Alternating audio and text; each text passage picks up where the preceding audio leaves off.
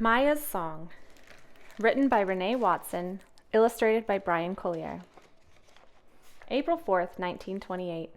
Marguerite Annie Johnson was born on an ordinary day, a St. Louis Wednesday, caught between winter and spring.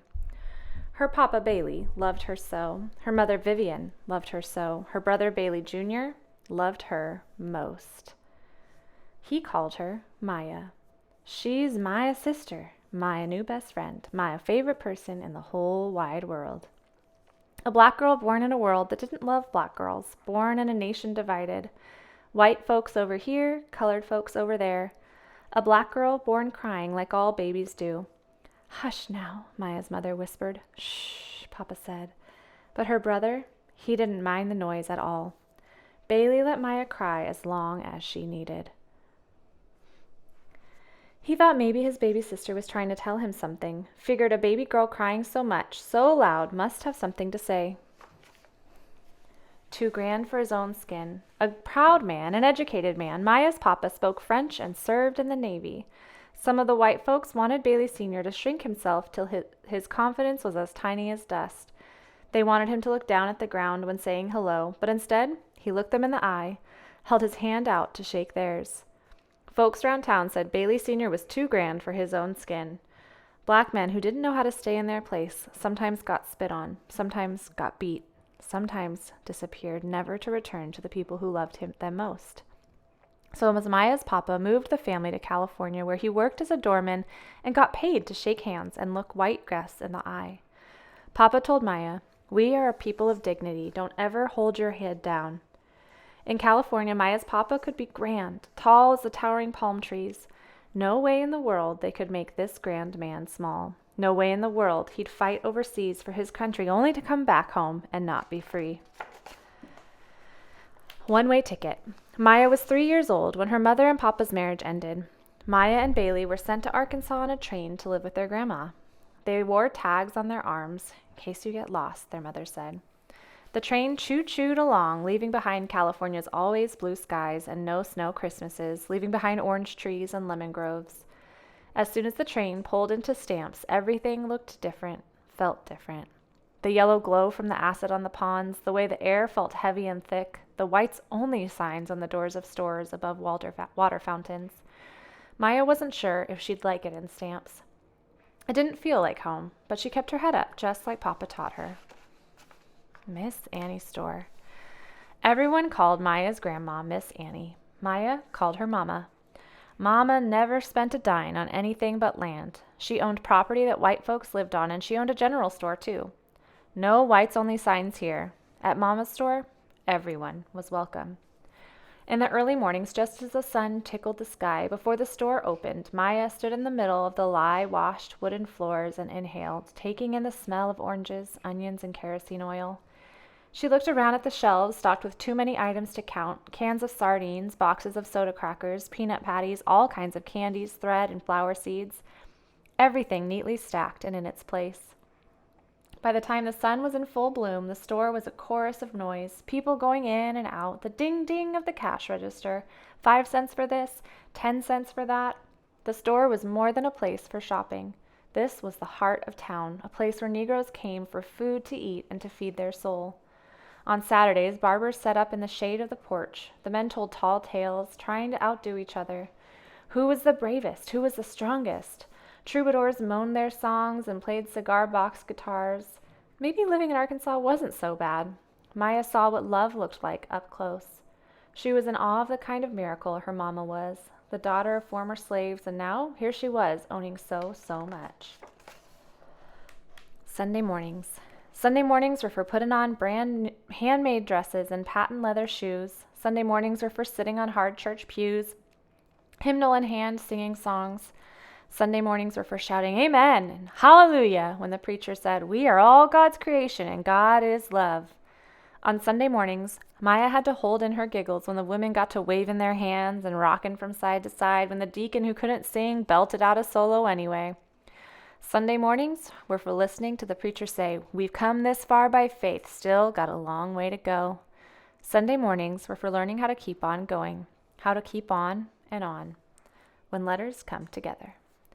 Mama had a friend who borrowed books from the white school. Most things were better at the white school. The books were new and no pages were missing. Mama used the books to teach Maya how to read. Maya practiced putting letters together, making sounds and words that painted pictures in her mind, taking her to faraway places. Maya buried the words of great poets and writers deep inside, deep inside.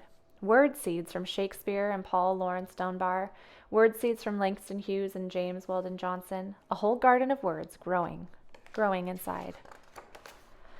Uncle Willie. His face drooped down on the left side, his right hand bigger than his left. He stuttered and limped and used a cane, and he knew how to do math. He taught Maya her times tables, practiced with her day after day. Come on, do your threes. Now do your fours. Maya recited her times tables like a song, saying them faster and faster. Uncle Willie would say, "You sure are a smart little girl, smartest girl in town," said Bailey. And on they went, multiplying numbers, and on they went, multiplying their love. When night came. The sun exchanged places with the moon, and when night came, sometimes the white men on horses came too. They wore white hoods, and one night Mama thought they might harm Uncle Willie. Maya and Bailey hid Uncle Willie in a crate and piled potatoes and onions on top of him. When the clansmen came looking for Uncle Willie, they couldn't find him. Maya was proud of their clever idea, but surely whatever meal they'd cooked with those potatoes and onions would taste like sadness, like fear, after being soaked in Uncle Willie's tears.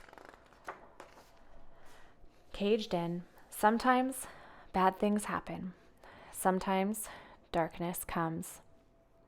Maya was 6 when she moved back to St. Louis to live with her mother. She rode the train with Bailey. When Maya was 7 years old, her mother's boyfriend hurt her body, hurt her soul. "Don't tell nobody," he said. "Don't say a word." Sometimes bad things happen. Sometimes darkness comes.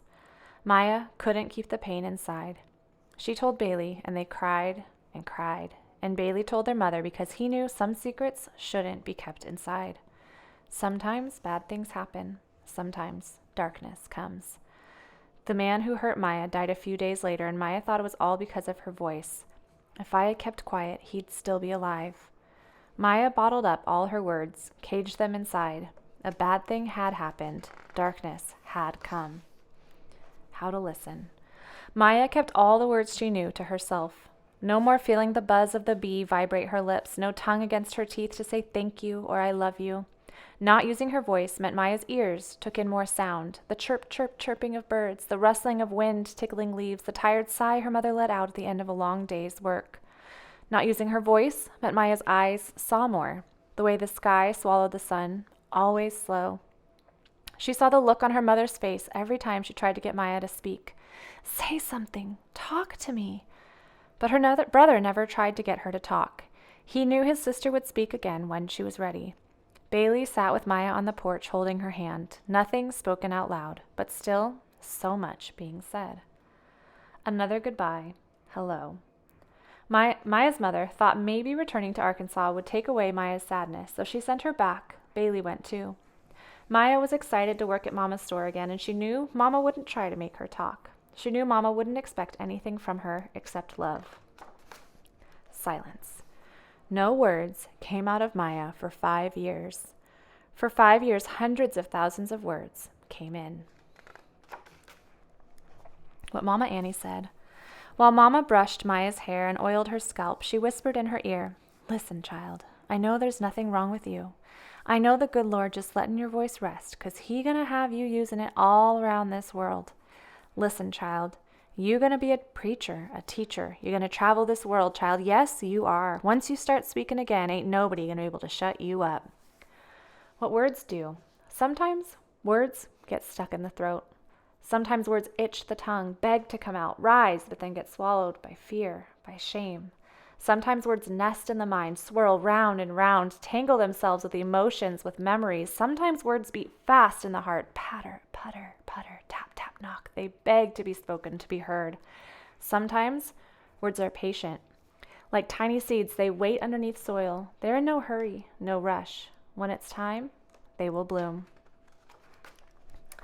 Poetry is meant to be spoken. Miss Flowers, a family friend, had Maya over for tea, cookies, and lemonade. "You gonna talk with me today?" she asked. Maya didn't say a word.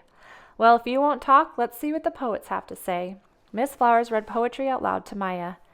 Every time they read poetry together, Miss Flowers noticed Maya's smile, the light in her eyes. Maya, sweetheart, you seem to really love poetry, but you know, you can't really love poetry unless you say it out loud. Miss Flowers told Maya, you can't really love poetry till you speak it, till you let the words in you out. Rebirth.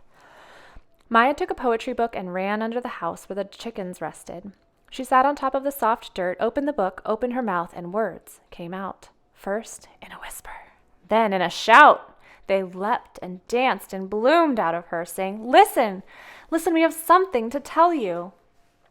How to build a world. Words poured out of Maya, and she felt revived. A whole world of words had been growing inside. She believed people became what they said, so she chose words carefully, planted powerful affirmations in her world. Words like forgive, like kind, like brave, like powerful, like phenomenal. Words like faith, like dream, like free. Unexpected blessings. Maya's world changed when she turned 16. In 1945, she had a son, Guy Bailey Johnson. Some folks around town shunned teenage mothers, but Maya's mother said, life is always a gift, no matter when it comes. So Maya raised her baby boy, sometimes worrying, do I have what it takes to be a mother? She told herself over and over, believe in yourself, trust, you are enough.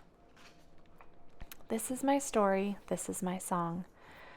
To earn a living and provide for her son, Maya wowed crowds with her singing and dancing at the Purple Onion nightclub in San Francisco.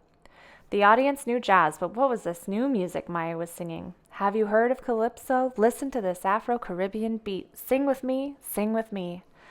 Maya brought Trinidad and Tobago to California in every song lyric and every note. Her deep voice filled the room. When the drums tapped, Maya's bare feet moved across the stage. Have you heard of calypso? Listen to this Afro-Caribbean beat. Move with me, move with me. Maya traveled with an ensemble of performers. Sometimes they teased her because of her raspy, deep voice. Maya's voice wasn't always pitch perfect, but it was always just right.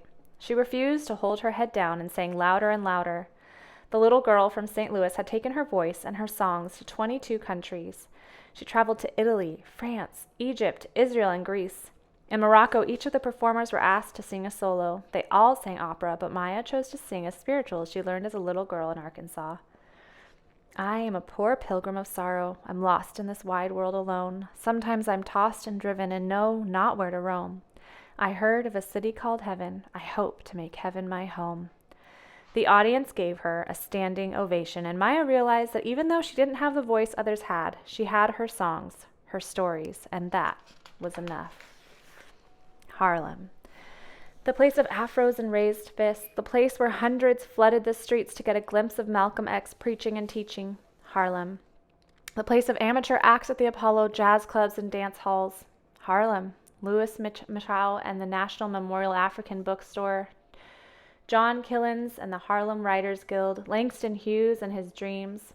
Harlem. A new home for Maya, the place where she learned the power of not only speaking words, but writing them down. Brother Jimmy, Brother Martin. Maya loved James Baldwin and Dr. Martin Luther King Jr. with a deep, deep love. They were more like sister and brothers than friends. Jimmy was light in the darkest of rooms. Martin was water in a parched desert. Maya and Jimmy wrote about their experiences living in America as a black woman and man. They were known all over the world, but when they were home in Harlem, they were just two friends sitting at the kitchen table talking, debating, and loving each other. Maya believed in Martin's vision. She organized a musical revue called Cabaret for Freedom and donated all the money to the Southern Christian Leadership Conference to support Dr. King's dream.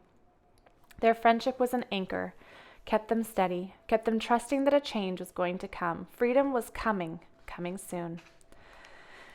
1962, Accra, Ghana, another place Maya called home.